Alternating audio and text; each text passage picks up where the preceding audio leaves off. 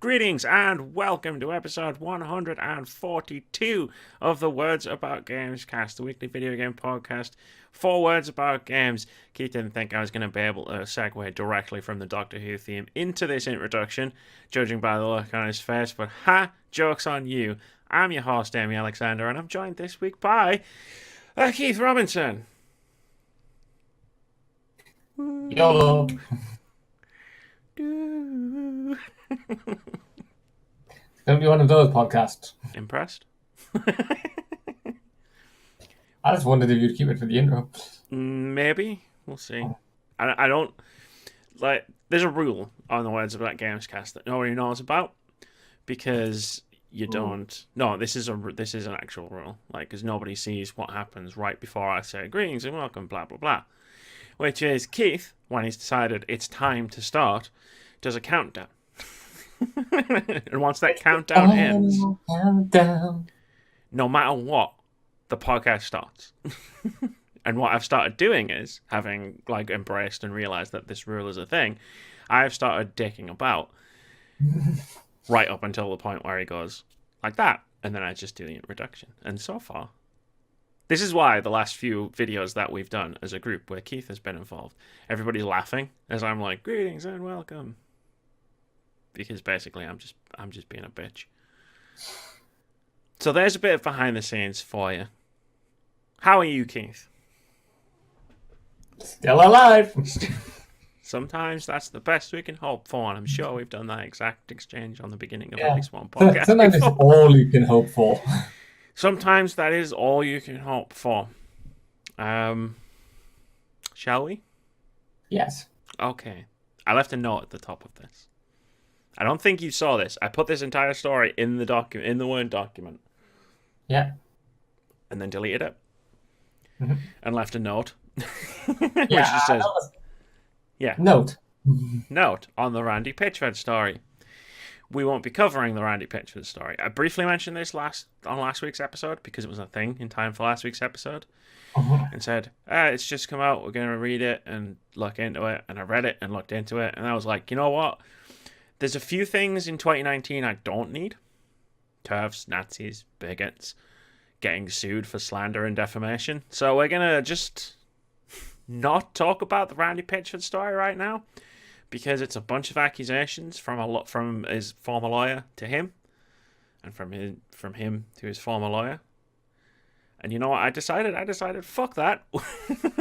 Like, let's wait until sometime in the future. Truthfully, I was just reading the story, and all I could hear in the back of my head was Keith just saying the word allegedly over and over again. Yeah, probably. I will say this, though, in terms of everything I've read. I don't know if you've read anything about this, but 2 points come to mind that I can talk about. Number one, if you're like a CEO of a company, don't keep your super secret game files on the same USB stick as your porn files. And number two, a woman squirting is not a magic trick. And I'm so happy I got to say that on a Words About Gamescast. It's not. I'm sorry.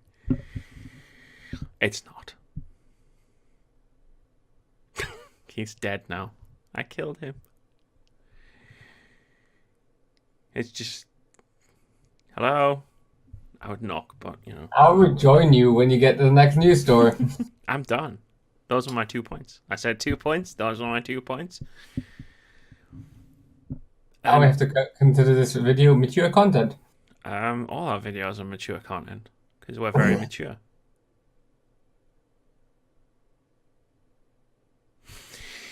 EA cancels open world Star Wars game. This is from Jason Schreier over at Kotaku, who writes, Electronic Arts has cancelled its open world Star Wars game, according to 3 people familiar with the goings-on at the company. The game, announced alongside the shutdown of Visceral Games back in 2017, had been in development at EA's large office in Vancouver. EA Vancouver, a large studio that mostly handles support for a variety of the publisher's games including FIFA and Battlefront, had been working on this open-world Star Wars game since October 2017, when EA closed Visceral Games.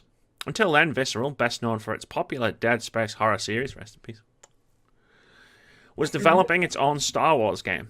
That project, codenamed Ragtag, was a linear action-adventure game directed by Uncharted director Amy Hennig.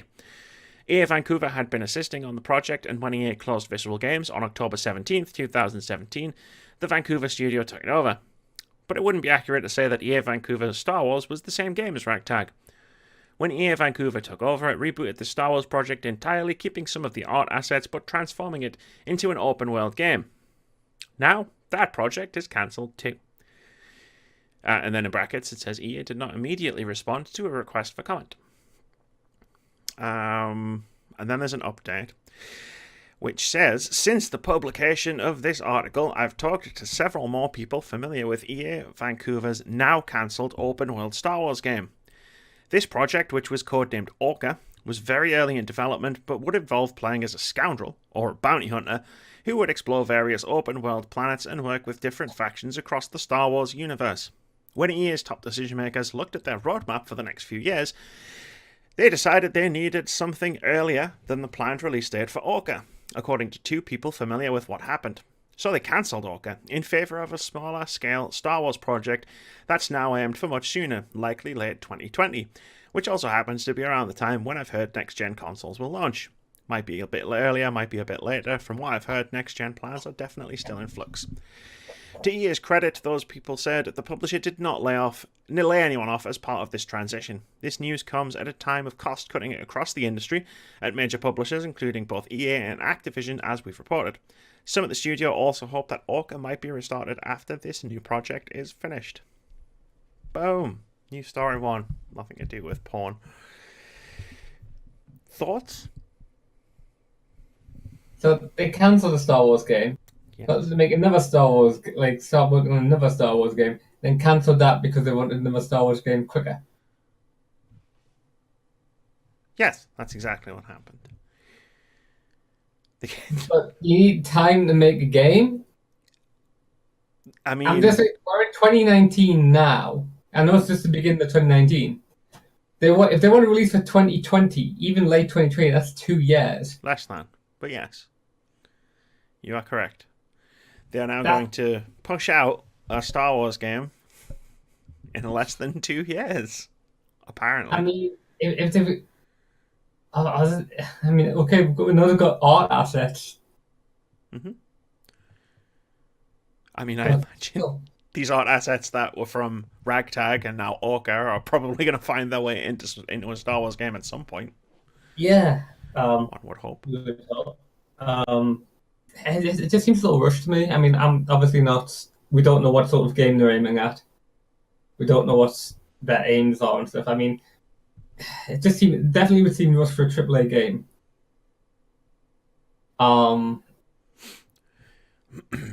Maybe that's not what they're aiming for, though. I mean, it's got to be a console game because, like is mentioned in the article, they're aiming for when the next gen consoles are probably gonna be about launching. Obviously, Star Wars Fallen Order, or whatever the fuck, Respawn's game. That's a thing that hasn't been cancelled yet, and that's supposedly due at the end of this year. So it seems like they want something out in late 2020. And apparently the game that they've been working on since late 2017 has been scrapped in favor of making something else. Like, the news that they're cancelled yet another Star Wars game is one thing. This is what EA seems to do. They make Battlefront games and cancel everything else. Unless it's a mobile game. But then it's like, well, we wanted a game out in time for 2020. Like late 2020, fall 2020, whatever, like November, whatever. So we're going to cancel and start again. Okay. So Battlefront 3 is pretty much the only option from what I can see. I was thinking maybe that they were going back to using art assets from the original one with a cut down story which wasn't open world. Basically going back to the original game. You've just reminded me that they could do a Battlefield 3 to apologise for Battlefield 2, which was an apology for Battlefield 1. Battlefront. But yes, exactly. Yeah, Battlefront. Battlefield was the one that wasn't historically accurate and pissed off a bunch of people on the internet.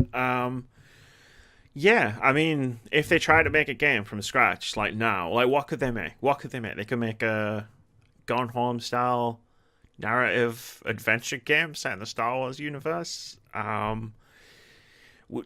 What else do you think you could slap together if you were EA in the space, like FIFA themed Star Wars game? Like, I don't know what they could make in time that wasn't Battlefront 3, which is first-person shooter / battle royale game. I mean, Battlefront 3 is probably already being worked on at DICE.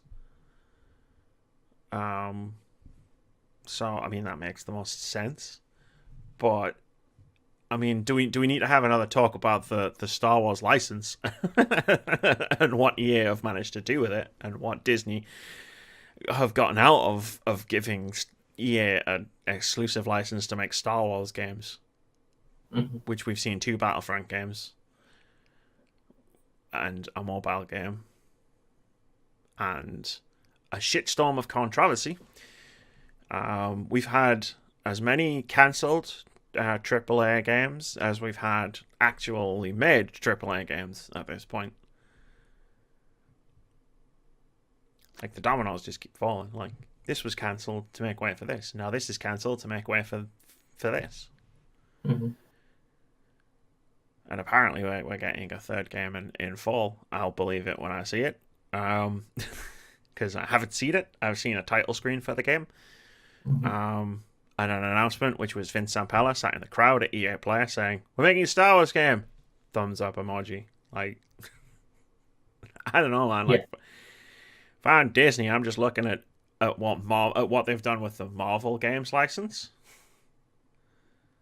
by giving it to a bunch of different developers. Like, we've just had Spider-Man on PS4, which was one of the best games of the year.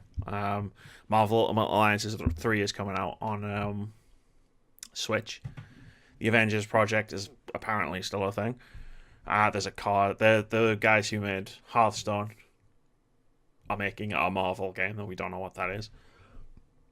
It seems like they're having a lot more success farming this out to various different developers, and then you look at EA, who's supposed to be one of the biggest and best publishers in the world. I was in the country there for some reason. And it's like they've got nothing. They've got very little out of this. I mean, money, sure. They paid for the license. Both Battlefront games sell well. I'm sure the mobile game sells a lot of microtransactions to a small group of people. But not really very much good publicity, which Disney likes. Yeah, it's the opposite of good publicity, really. I mean, state legislators, foreign governments. Yeah. Belgium and the Netherlands as well have decided. Belgium and the Netherlands have decided that loot boxes are more or less gambling and more or less not okay unless you've got a gambling license. Because that's the legacy of Star Wars Battlefront at this point. Yeah. The one thing everyone's going to remember about Star Wars Battlefront. Yeah. The loot boxes. They were the one that got loot boxes looked at by legislators across the world. Sorry, it sounded. I thought you were you had. Yeah, I was trying to think of how to finish that sentence, and it eluded me. If we just freeze, no one will know. Okay. Yeah. So I guess Deja Vu, another studio. At least the studio is still around this time. EA didn't kill the studio. So I guess, is it Small Mercies, I guess? Yeah. We'll see how long this next project lasts before being cancelled. But, yeah, EA Vancouver is no longer making the Star Wars game. Ironically, they might have had a game ready to ship in 2020 if they just hadn't cancelled the first one. But let's move on. Oh, I forgot about this. I kind of forgot about most of the things I added to this document. Yeah. Backlash to forced romance in Assassin's Creed Odyssey DLC has been a learning experience, says Ubisoft. This is from Yeah. Vicky Blake over at MCV. I saw this a little while back, and I cannot believe that they shipped this. He writes, Ubisoft has apologized for a new Assassin's Creed Odyssey DLC episode that forces the in-game protagonist into a heterosexual relationship. This is like, and I'm going to read more of this story, but like just from that opening like sentence alone, this is like, do you remember last year when we talked about Valve's card game Artifact? And there was that one card that was called Crack the Whip, and it turned heroes of a certain color. And then the entire discussion was, it's an honest mistake, but how could nobody have caught this during the many stages the card had? This is the similar sort of thing. It's like, how can nobody have caught this? They made it a selling point was that you could choose your relationships and stuff. And there's all this stuff about like people going like, oh, it's like people with historical accuracy who didn't realize that Greece was really open and about like homosexuality. It was pretty much the norm in some of the states. Yeah. And then it's like, oh yeah, we'll make it a selling point that you could, and all these people picked up, and you could be a woman who's in a relationship with a woman, who could romance another woman, and then we'll sell DLC, which forces you to get married and impregnated by a man. Pretty much, yeah. When the full game permits the male or female protagonists to pursue romance options regardless of sexuality, Legacy of the First Blade Episode 2 forces a straight relationship, subverting what many fans feel was a key part of their main game experience. Just to sum up what Keith has actually said. And then it went down. Like, I feel like the rest of that story is redundant, the way we've done this to started discussing this. But yeah, then shit went down. Obviously, of course it did. From what I could tell, and I know my Twitter experience is probably different from your Twitter experience, Cassandra especially was kind of a gay icon of gaming last year. Strong, powerful woman who could, choose her own destiny. I can understand why people who were like playing it as a straight character are still really upset that their character was forced to marry an NPC and then impregnated against their wish. Yeah. Like, that's not how you do an RPG, people. No. I can see how this happened. Because someone at Ubisoft in the writer's room is going, awesome, we're going to have choice-based mechanics. We're going to have Alexios and Cassandra, and, they can go around and they can fuck the entire world. And if somebody wants to play a gay character or a lesbian character, fucking awesome, because that's the way we're doing things. And there's one writer in the Ubisoft office who's just going, yeah, but we need to continue the bloodline, otherwise there's no way for this story to make sense, because you have to have DNA to of the bloodline to find the memories in the Animus. It's a whole thing. It's very convoluted, but it's an Assassin's Creed thing. It's been since the first game, and yeah, it's like, isn't Assassin's Creed Odyssey the one game which doesn't really reference the Animus? No, there's definitely references to the Animus, and the chick whose name I can't remember is viewing the memories of the yeah. But from what I understood, and I'll be honest, as I have just evidenced, I don't really remember that much about the present day or near future storyline of Assassin's Creed Odyssey, but like, this wasn't like Desmond in the original series of games, who was remembering past lives because he was a descendant of Altair and Ezio. Like, I'm pretty sure she got like some DNA off a staff weapon or something like that, and plugged it into our own version of an Animus. So I don't know why this was an issue in the first place. Yeah, I was going to really bring up the whole point of, if you're looking at the memories of this woman like searching for her kid who's been stolen or whatever for the like DLC, I don't know what the plot is. You have a problem, because if you're looking for the DNA for the memories and stuff, that's already in the kid. If she's already had the kid, then you can't get any more memories from her. You're using the DNA from the child. Exactly. Yeah. That's not how genetic memory works. Yeah. It's like, I mean, genetic memory doesn't work like doesn't Assassin's Creed anyway, but still, how will she keep updating the kid with memories if it's already left her body? USB-C. It's magic. It's like everything else. Like, it's pseudoscience. It's nonsense. But like, I've always not even pseudoscience. It is just nonsense. I've always kind of enjoyed the the future part, like the fact that it's like it's a historical fiction with a twist where it's like there's this whole present day storyline going on. Obviously, it was more pronounced in the earlier Assassin's Creed games than it was in the later ones. And they knew what they were doing with the story. They knew it well. I mean, the story wasn't great, but yes, they definitely did know what they were doing because there was actually like a fairly cohesive narrative. But I mean, this could have been so easily avoided. Like, if someone had just gone, no, we have to. They must have a child.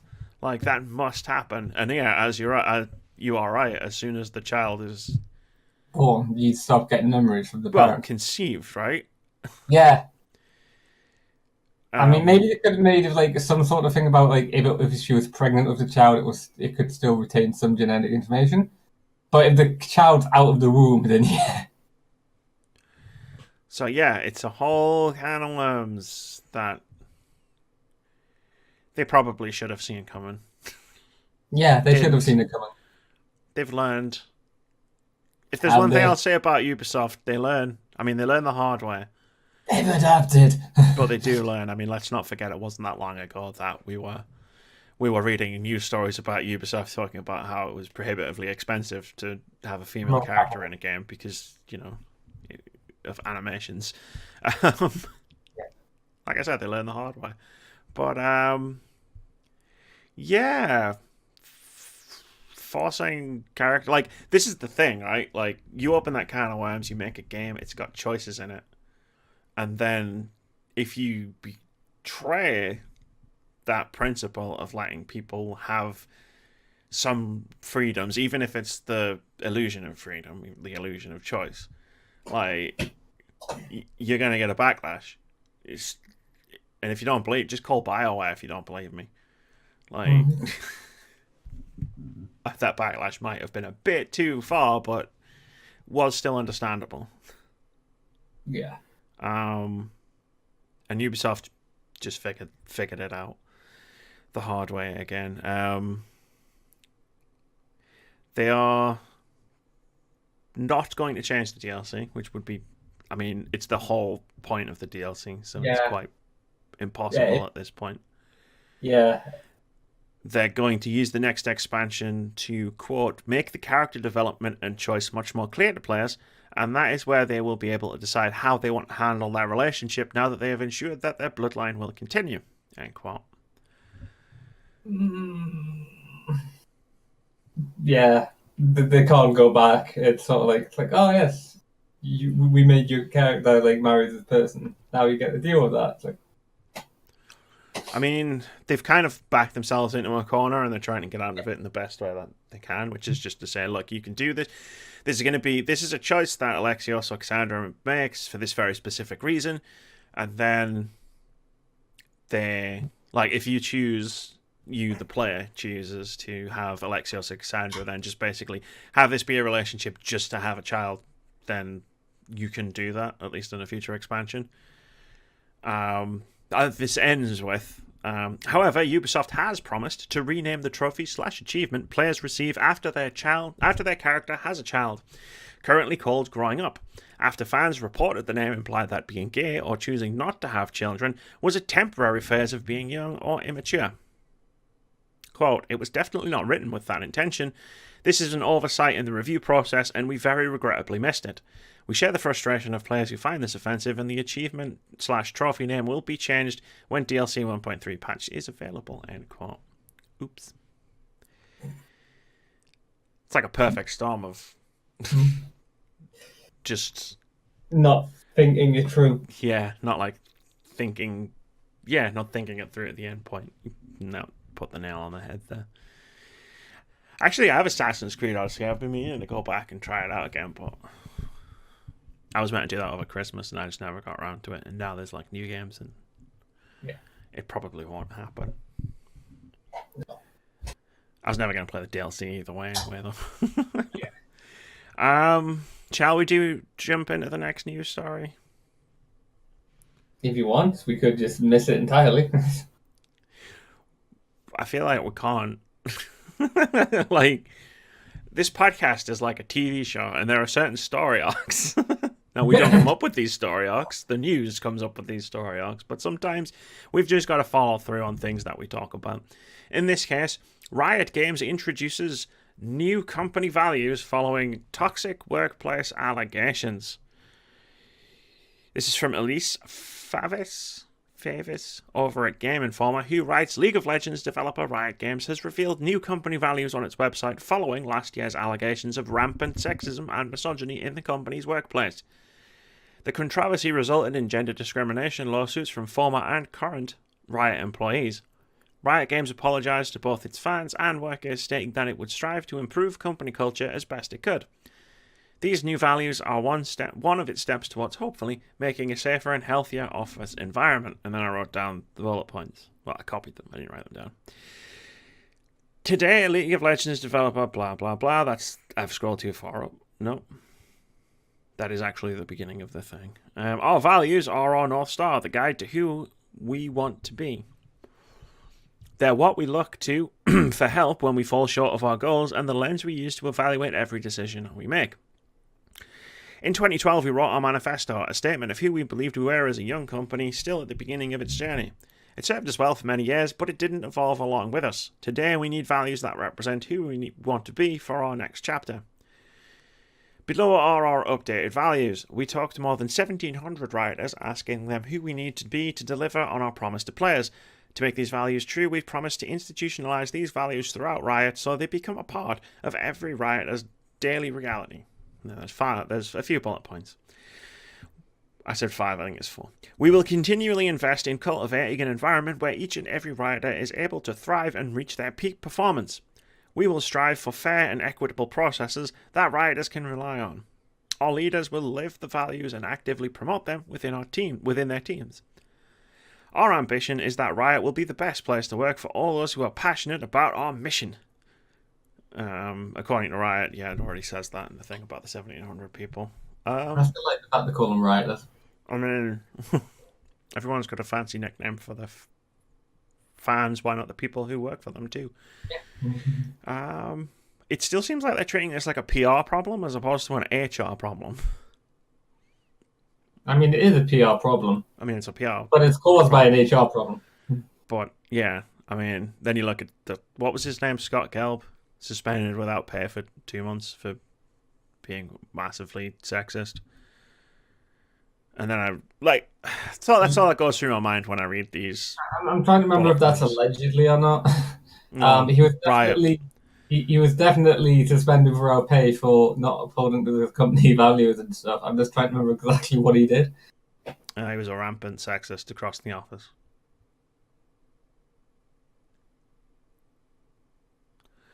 It's all that sits in my mind when I read this stuff. Yeah. Words are cheap. Trust me, I write thousands of them every week. But actions will speak louder than words, I guess. Yes. Which is why I prefer to write everything down for my videos and not try to say words. Especially when I've got Keith staring at me.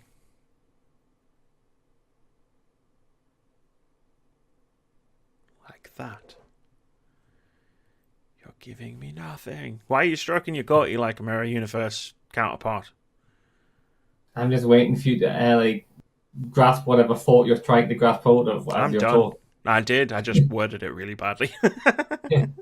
I thought you were just waffling until you got to the bit that you wanted to talk about. No, I was getting unnerved by the fact that you reminded me of evil Spock from Star Trek, the original series. Exactly. Yeah, what are you doing for another 200 years, Captain?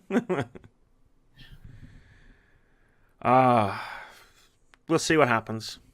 I mean, the litmus test is if nothing happens, then they're actually upholding to these values, as far as we know. Yeah. No need for the good news. No need for the good news? I mean,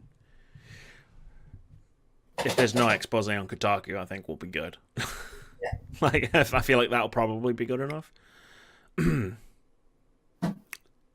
Next story. Epic Games Store now offers refunds comparable to Steam. This is from Laura K. Dell over at Kotaku. funnily enough, who writes, over the past couple of months, the Epic Games Store has been building itself a reputation as a competitor to Steam. The store is offering developers incentives for exclusivity. It's heavily courting developers with better terms than Steam, and now its refund policy is a little closer to that of its competitors. When the Epic Games Store first launched, its refund policy was not ideal. Originally, players could only get refunds on 2 games per year, and they needed large amounts of verification documents, like IP addresses and card numbers, to get refunds approved. There's still no automated process for refunds. You'll still have to go through customer support, but the requirements are lower and the amount of games you can refund is improved. You can now refund as many games as you like, so long as they were purchased in the past 14 days and have been played for fewer than 2 hours. If you meet certain criteria for your game, which presumably includes the aforementioned gameplay time limits, you won't need the verification documents to get your refund. Full stop, end of story. PC gaming in 2019. I mean, this is Steam's, apart from the automation process, which I'm sure, like, Epic Games will probably attempt to set up at some point. You've got to remember, this storefront is a month and a half old. Yeah. Valve's been at this a while, so yeah, they've got the stuff set down now. I mean, it took lawsuits from countries to get Valve to implement the refund systems that it has now on Steam. Like, Epic Games have gone, shit, yeah, we should probably implement this, like, better system. Oh, before, like, we get started slammed with, like, you know, or just potentially, like, let's keep this fucking momentum going, right? Like, I mean, in the past month and a half, I don't think there's been a podcast that hasn't mentioned the Epic Games Store in some way. Yeah. Like, right from its launch to its revenue sharing split to the free games to Ubisoft ditching Steam for it. You know what I mean? It's like, just keep the momentum going. Get more and more people excited about the prospect of Epic Games becoming what it can be. Yeah. I'll get it when it goes out of alpha. Sorry? Yes. I'll get it when like Hades comes out Hades, of alpha. Yeah, so definitely. Hades. At some point, I'm going to buy it. I'm waiting for it to be finished because I love Supergiant games so much. I don't want to start playing it and then find I've gotten to the end of the levels that are currently out. Or like your progress gets reset. Yeah. No, I get you. Like, I'm happy to support Supergiant games. Right now, I'm happy to support Epic Games as a store. Like, I've spoken before about how I don't spend money on Steam anymore. So it'd be kind of nice to be able to put money into games like on my PC gaming store of choice when Epic Games starts like rolling out the games. Because like I say, Steam don't get my money, GOG don't get my money. Like, Vault with your wallet, it makes things a bit tough sometimes.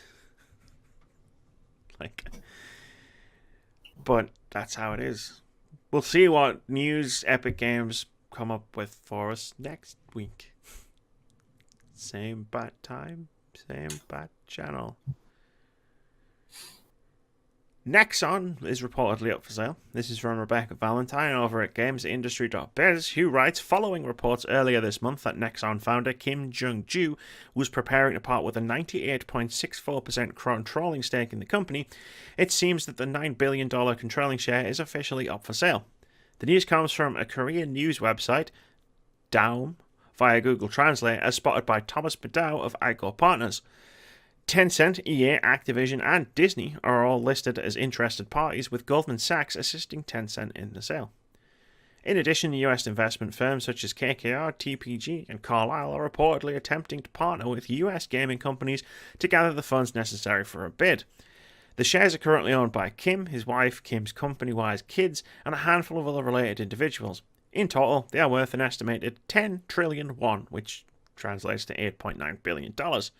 An investment presentation session is planned to take place in San Francisco in October to sell the shares. Disney's an interesting fixture in that list.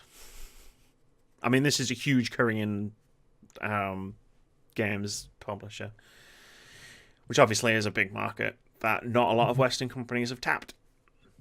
So the idea that you could buy a controlling share in Nexon is quite interesting.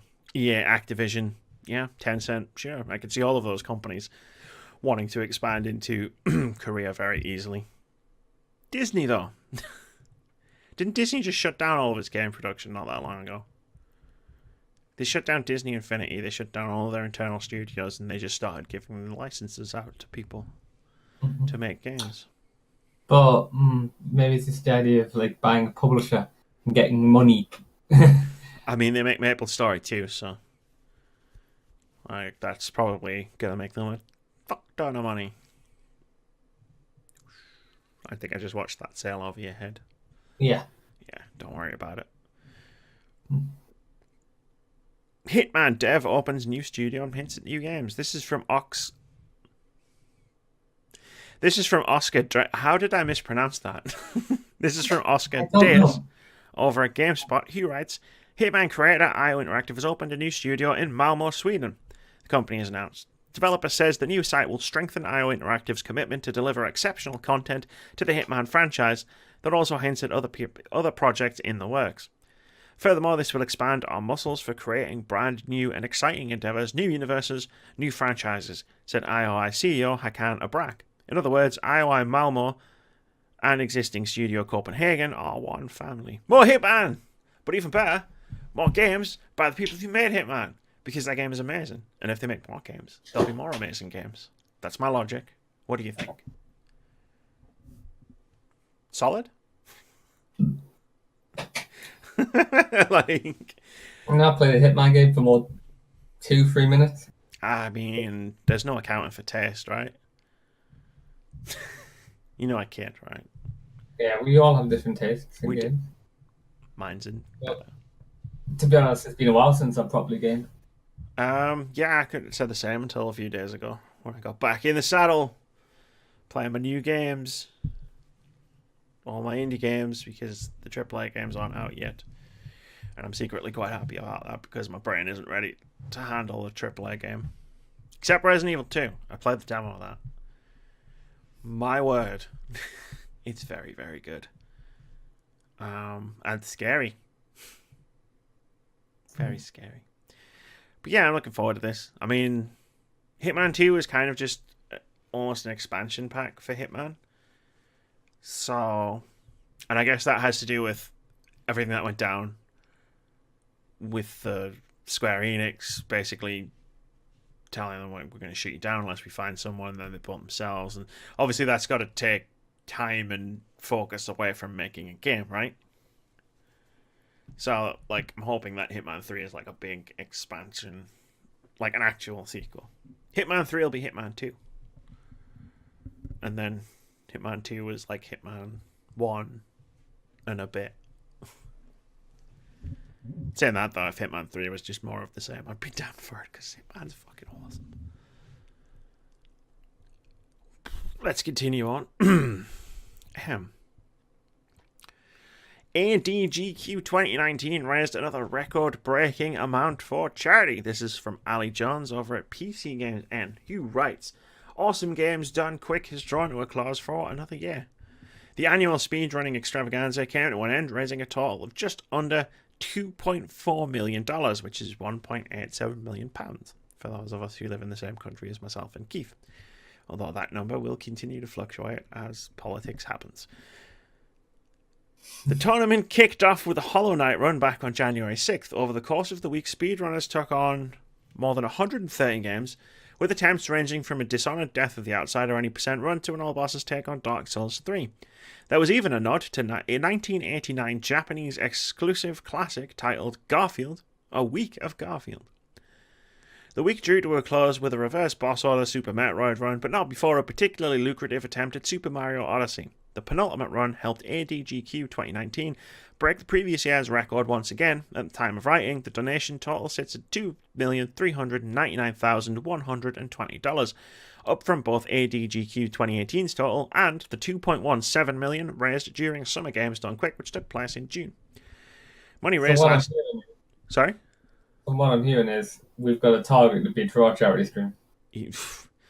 Money raised last week will go towards the Prevent Cancer Foundation, one of the USA's leading voluntary health organizations focused on cancer prevention and early detection. You can still donate via the Games Done Quick website. Listen, man. I'll do a 48-hour stream. I'll do a week-long stream if you want, but like That's how long this went on for. Like, this was like 8 days. We're not going beyond 48 hours. Yeah, so the like line is going this far. So you wanna talk like monetary targets and stuff, like fine, but you're cashing metaphorical checks that my metaphorical consciousness quarter can't handle. Yeah. Like there were 130 teams of speedrunners. There's 3 of us.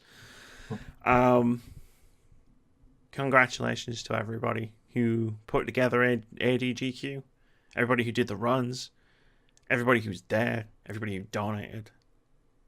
Like games, like sometimes when we all put our collective selves together, like we can actually do good things rather than terrible, horrible, awful things. And it's nice to remember that sometimes. And I would ask Keith if he'd seen any of the ADGQ runs, but Keith doesn't watch anything game related except Xbox. Yeah, outside Xbox and the other one I occasionally watch. That's all I need to do to start getting him. Play games. That's what I need to do to start getting him to like watch my content. I just need to make pithy rye top 7 lists. Top 7 bosses who can sing. Yeah, I'll just start making those videos, and then at least you'll actually pay attention to me.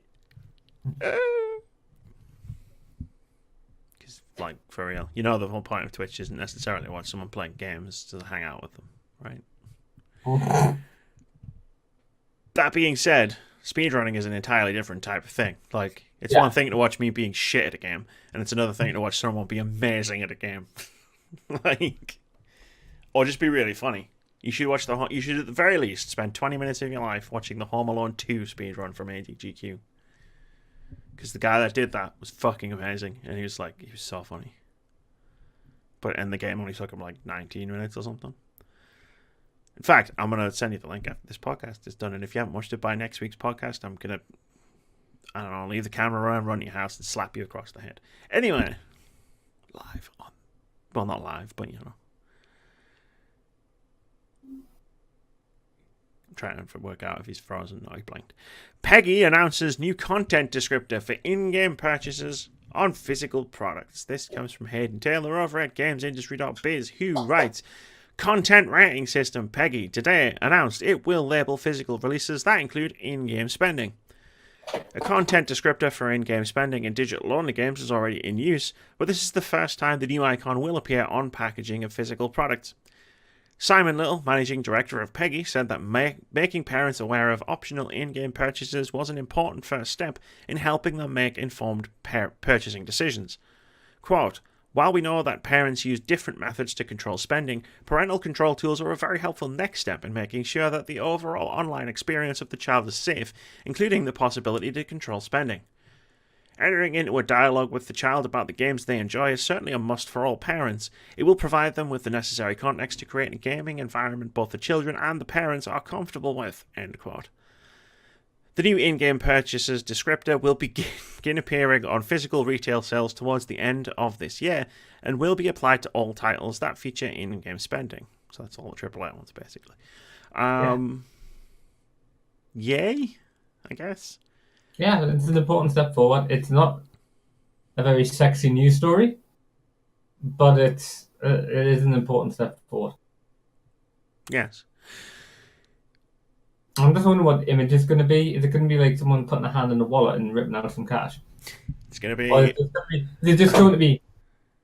It's going to like be a CEO of a AAA games publisher with a boot on someone's throat, a gun to their head, emptying their wallet while saying video games are expensive to make. Elaborate. Yeah, but, you know, it's accurate. For the most part. To be honest, I don't think they force anyone to buy their stuff. They just try and persuade you really, really hard. Most of them do. I mean, what were you just complaining about Civ? To me the other day. That is not forcing people. No, I never said it was. I want people to know. really, really hard. I want people to know how far this shit goes sometimes. Well, to be honest, I only looked at it when it first came out, but it's basically if you open it like up Civilization from Steam, or I believe if you loaded it from a disc, you're brought to their own sort of DMR front page for any of the latest civs, which is filled with ads for all the DLC you don't have and their other games. Indeed, and that's like on the less egregious side of shit. The problem is, for kids especially, is when you're in FIFA or you're in Call of Duty or any game like that, they don't have pound signs or dollar signs next to them. They're coins or special currencies or points. And the issue is that kids might not necessarily know that those points aren't something you get from the game. You have to buy them with real world money. That's where my issue lies with it. It's not they're not forcing people to do it, but they're obfuscating the fact that this is real world money, which you or I can see. Like if when I was playing COD, when they released the microtransactions, I saw the coin thing and I was like, oh, I'll bet you have to. I'll bet you don't get that from in game. And I clicked the thing and it took me to the store and showed me all the like best value like package, most popular package for coins and stuff. And I knew the difference straight away. But a kid just sees coins and wants coins because they need coins to buy the things that they want. Mm-hmm. And if you've got an Xbox or a PlayStation 4 and you've got PS Plus or Xbox Live Gold, or you've got a family sharing account on your Xbox, and I don't know how it works on PlayStation for that kind of thing, with a card tied to it so you can make payments for things like gold, then you're only a few clicks away from being able to buy shit with money. And some parents don't realise that this is a thing either. Now, the trick is getting them to actually read the content warning on the box. That's the next trick. Yeah. I mean, we've given up on them not buying their kids Call of Duty for Christmas. Yeah. Let's just try not to get them. Yeah, a lot of them will buy games rated far above the age of their child. That said, teaching them what the symbol on the box means might take a couple of years. Yeah. What's this symbol? This is why I asked what the next is going to look like. It's already a thing online. I could probably find out. PEGI in-game purchase. I'll search it myself because I'm just wondering how you'd show it to us. Oh, and I just describe it if I could find it. But anyway, yeah. So it's just about education. Like, as long as you're going in fully knowing. I've just seen it.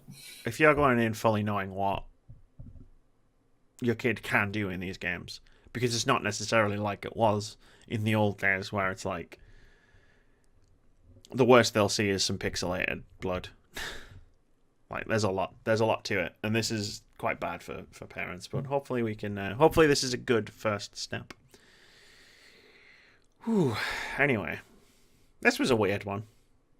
I'm going to be interested to break this next one down with you, Keith. Although I think it's pretty self-explanatory in another regard. Netflix believes Fortnite is a serious competitor. This is from Sarah James over at PC Gamer. I always love when I just read a headline and he's already... It was the mispronouncing of Netflix that got us. Netflix. You'd have thought that Netflix's biggest competitors would consist of other broadcasting companies such as HBO or Amazon Video, but it turns out that Epic Games' Fortnite gives Netflix execs more cause for concern. The surprising news came in a letter that was included with Netflix's Q4 results and pointed out that competition for screen time is not limited to other broadcasting companies. Just yesterday, we reported that Fortnite earned $2.4 billion in 2018, and it seems the game's success has the capacity to affect the popular streaming service. From Netflix, quote, "We compete with and lose to Fortnite more than HBO. There are thousands of competitors in this highly fragmented market vying to entertain customers.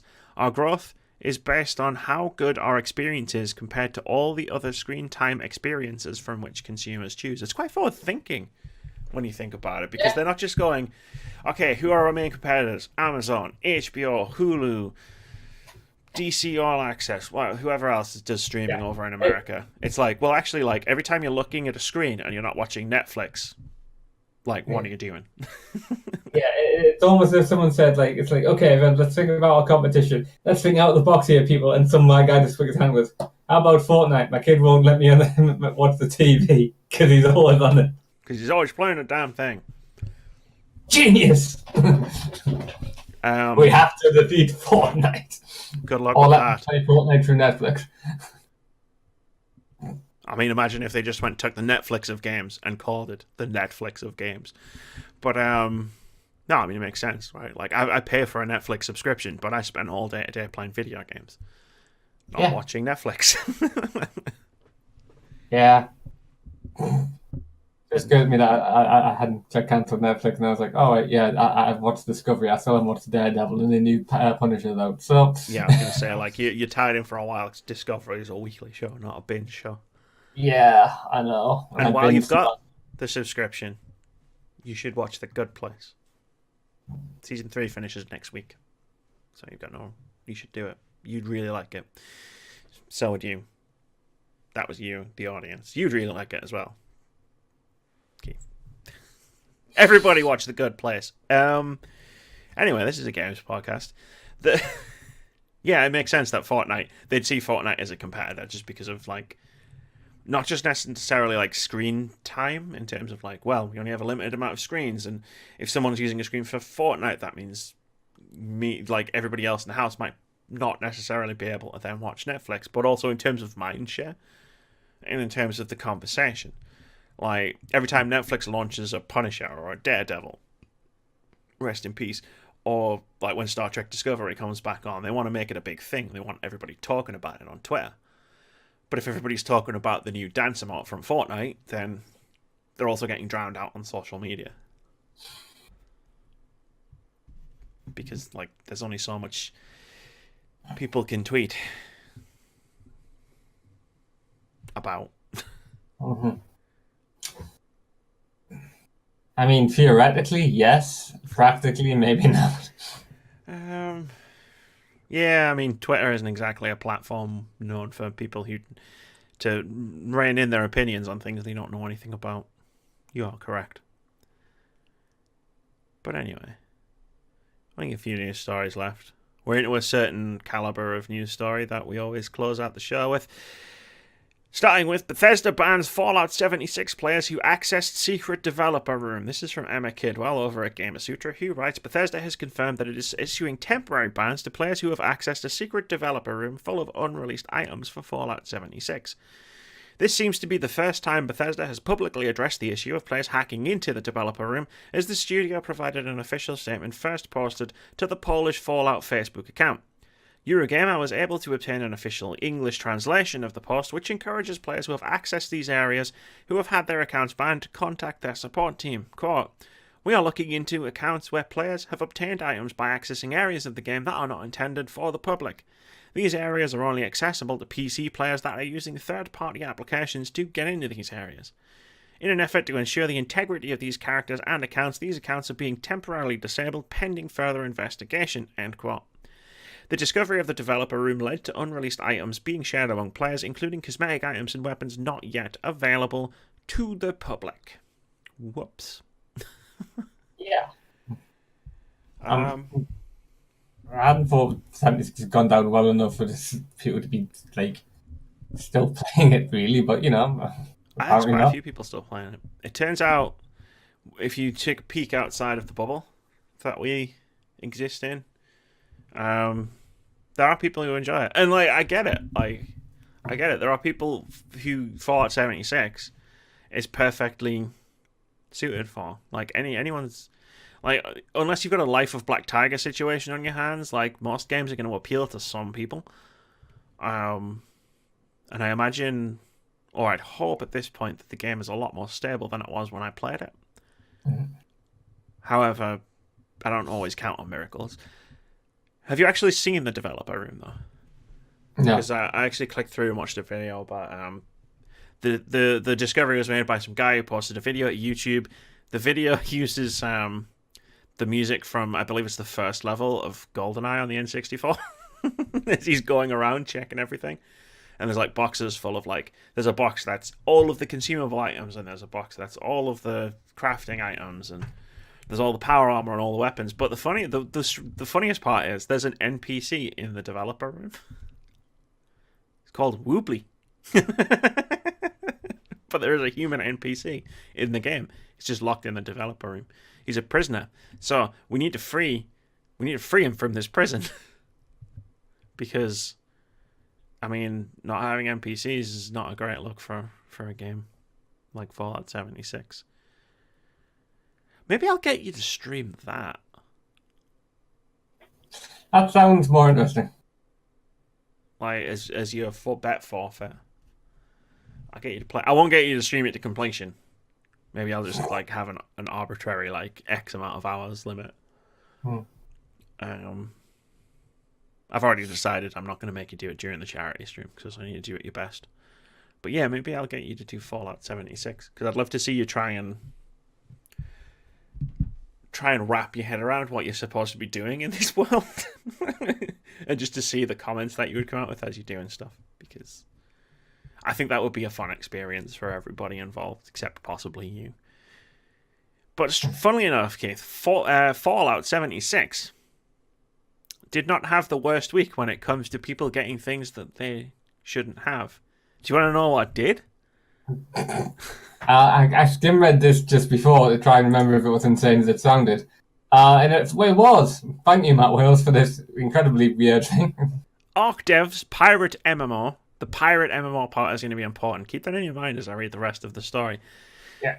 Arc Dev's Pirate MMO Atlas goes offline after cheaters spawn in World War II tanks and aeroplanes. This is from Matt Wales over at Eurogamer, who writes, Grapeshot Games, an offshoot of Arc developer Studio Wildcard, has been forced to take its Pirate MMO Atlas offline and roll back servers after characters began spawning giant whales, tanks, and even aeroplanes into the game.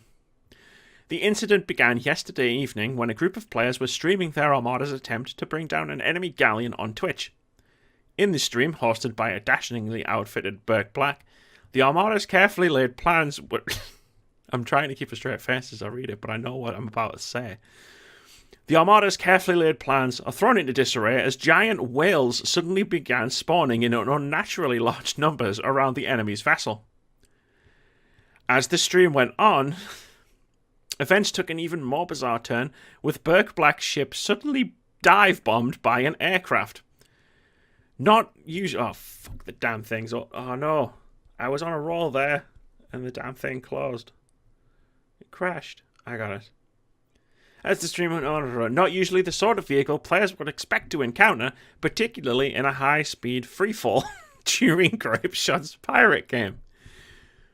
Meanwhile, other players managed to record footage of armored tanks being spawned into the world, seemingly by the same band of cheaters.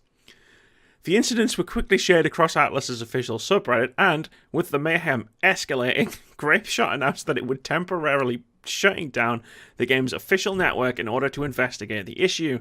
When play resumed some time later, servers had been rolled back roughly 5.5 hours. In a statement published in response to the incident, Atlas Live producer and lead community manager Jathish was quick to dismiss reports that devastation was caused by hacks, third-party programs, or exploits.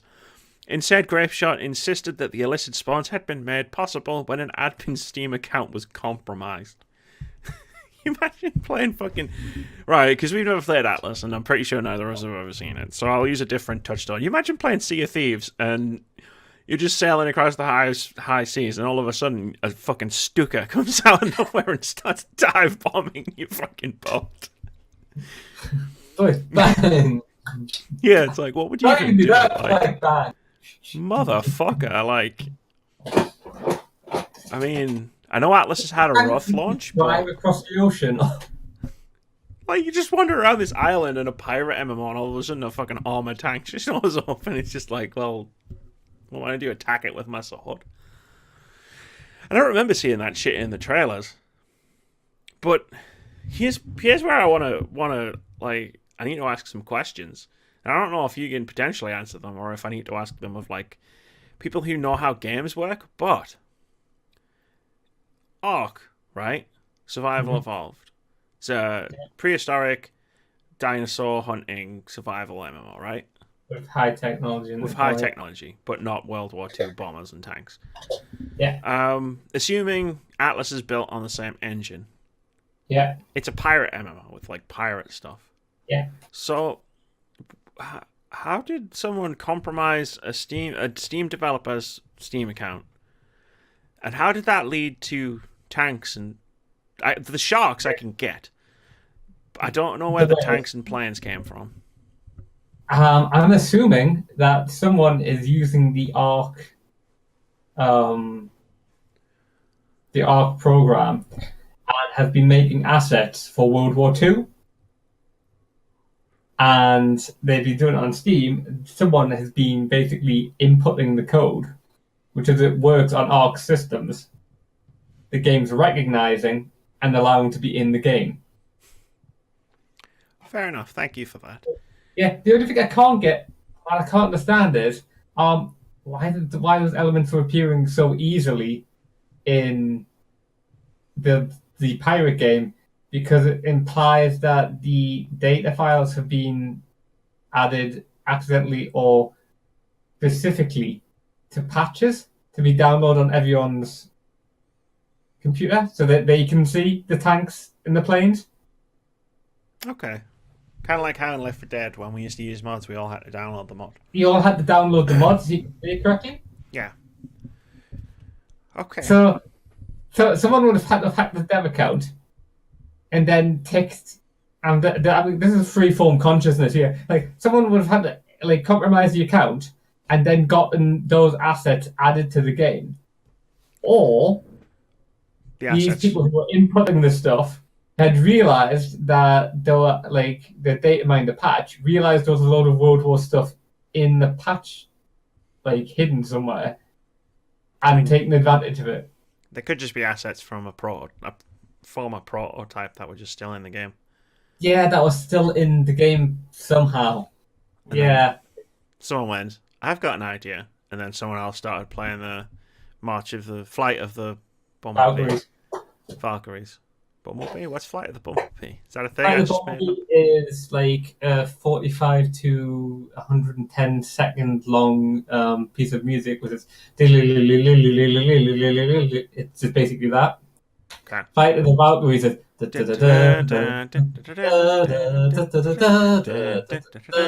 is also in Sea of Thieves. Okay, cool. You've satisfied my curiosity. Yeah, it's probably just from an old prototype or something, and they just went, aha! I just realised that it's in Sea of Thieves, like possibly like 100 years before it was made. Anyway. I mean, great news story. Thank you so much, Studio Wildcard and Grapeshot Games and Atlas. Here's one for you that opened my eyes a little bit to some stuff that I hadn't considered. The Pinkertons and Rockstar Games are fighting over Red Dead Redemption 2. This is from Javi Gwaltney over at Game Informer, who writes, the Pinkertons have proven to be the foe in many cultural works throughout the decades. Deadwood, A People's History of the United States, BioShock Infinite, and so on. Today, it appears that History Company is taking on Take-Two and Rockstar Games over the inclusion of Pinkerton agents in Red Dead Redemption 2. Pinkerton Consulting and Investigations sent a cease and desist letter to Take-Two last week and have demanded royalties, claiming Rockstar was unauthorized to feature the Pinkerton brand in the game. Take-Two has fired back, countering that the inclusion of the agency in the game falls under fair use. Rockstar cites Red Dead Redemption 2's historical setting, as well as the Pinkerton agencies being featured in a plethora of cultural works throughout the years as evidence. Quote, Pinkerton cannot use trademark law to own the past and prevent creators from including historical references to Pinkerton agents in the depictions of the American West, Take-Two asserts in its filing. I didn't realize, but the Pinkerton Company is still a thing. I did not know Pinkerton Investigations was still existed, like as a company. I mean, I've heard of them, obviously. I played Red Dead Redemption 2. I've played BioShock Infinite. I've heard of Deadwood. Like, so I kind of knew they were still, like, they were a thing. I didn't realize they were still a thing. That's weird. I mean, they're only suing Red Dead Redemption 2, or Rockstar Games, because Red Dead Redemption 2 is a massively runaway juggernaut sales success. Allegedly. We'll find out. The NPD results get released in a couple of days. So we'll be talking about them next week. But, I mean, yeah, sure, allegedly, whatever. Like, well, then why didn't they sue Deadwood and Bioshock and that other thing that they talked about? Maybe they have issues with the way they're portrayed in Red Dead. I don't know. They're the bad guys in Bioshock Infinite. Everybody's a bad guy in Bioshock Infinite. Literally. Everybody's a bad guy in Bioshock. Bioshock Infinite has some issues with the way it presents racism, but also, like, the Pinkertons are definitely very, very bad people in Bioshock Infinite. I mean, it just strikes me. It strikes me personally as one of those things where they've just seen that Red Dead Redemption 2 has made a boatload of money and they want a piece of the pie. Pie or cake? Cake is a lie. Pie. Good. Keith, it's time for games out this week. And as you can see, I imagine you would know that I'm very excited about games out this week. I've split it into 3 very easy to think paragraphs after last week's debacle. So I will take the first one because I also want to take the last one. A Fisherman's Tale is coming out on Rift, Vive, and PlayStation VR on January 22nd. Also out on January 22nd, we have Switchblade for PC and PS4. Wonder Song is coming out on PS4. You know that fake game that Steam thinks is fake? It's now coming out on PlayStation. And finally, the Hong Kong Massacre is coming out on PC, PS4 on January 22nd. Keith, taking away with the middle part of the list. On January 23rd, we've got At the Gates for PC. Slay the Spire, full release on PC. For January 24th, we've got Battlefleet Gothic Armada 2. How did I not know that was coming out? I will go Google that once we finish this one. Then we've got Pikuniku for PC and Switch. Then Life is Strange 2, Episode 2, Rules for PC, PS4, Xbox One. I think that's the title of the episode, or do you think they're just saying Life is Strange 2, Episode 2, Rules? Like, Doyle, Rules. Keith. On January 25th, on PC, PS4, and Xbox One. That's this Friday, people. The Resident Evil 2 remake launches. Guess what I'm going to be streaming all day on Saturday? Anthem? Resident Evil 2 remake. Anthem. Yeah, you can also get a hold of the Anthem demo if you've pre-ordered the game or if you're a member of EA Access on PC, PS4, and Xbox One. Don't give a shit. Not going to play the demo because I'm going to be playing Resident Evil.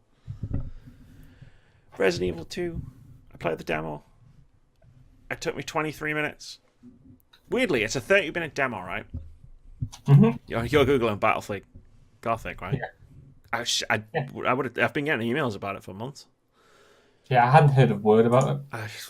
We'll talk after the podcast. But yeah, so I'm playing the Resident Evil 2 demo. It's fucking amazing. It's moody, it's atmospheric, it's scary, the gameplay is really good. The police station has a whole extra floor. Oh. Like, yeah.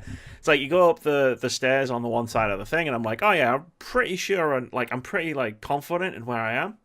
And then when you go up the stairs to where the 2 statues are that you push on the pressure plates in the original game, there's a whole other set of stairs. And the police station, for the first time in its history, has a bathroom. So that's nice. The original Resident Evil 2 Raccoon Police Department didn't have a bathroom. One of the developers pointed it out in a gameplay demo, and I was like, oh shit. That's kind of funny. So I played it, and I paused the game because I was getting concerned because I had the thing where I could go back and finish the demo. Like, I had the final objective bit. And I was getting concerned that, shit, I've only got 30 minutes. I want to finish the demo. I want to see the final cutscene to unlock the trailer that comes with it. So I paused it, and it was like, you've got 3 minutes left. And I was like, fuck, yeah, shit, cool. Right, I'll just run here, do this, go here, blah, done that, right? I did the demo in 23 minutes. So although it was saying I've got like 2.5 minutes left, that doesn't add up to 30 minutes. I feel like I've been gypped out of a few minutes by it. the demo. But it's fine because it comes out less than a week. And at least now I know where one of the keys is. Fair enough. Saw Liquor. Ran past the window. Scared the shit out of me. Anyway. Keith's lost in a world of Battlefield Gothic Armada 2. So we shall say good night, or good morning, or good evening, or good afternoon, depending on where you are and when you're watching this. Keith, it's been lovely to have you as always. I'll see you again next week, probably. Say bye. Bye-bye.